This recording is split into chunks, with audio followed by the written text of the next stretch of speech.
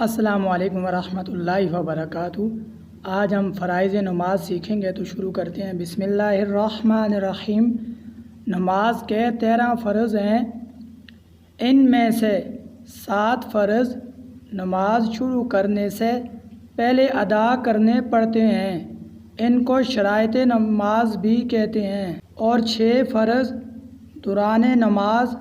ادا کیے جاتے ہیں، جن کو ارکان نماز کہتے ہیں۔ فرائض نماز: نمبر 1 بدن کا پاک ہونا، نمبر 2 کپڑوں کا پاک ہونا، نمبر 3 جگہ کا پاک ہونا، یعنی جس جگہ نماز ادا کی جائے وہ پاک صاف ہو، نمبر 4 سطر کا چھپانا، مرد کا سطر ناف سے گھٹنے تک کا جسم ہے، مگر عورت کا سارا جسم سطر ہے، صرف چہرہ گھٹنوں تک،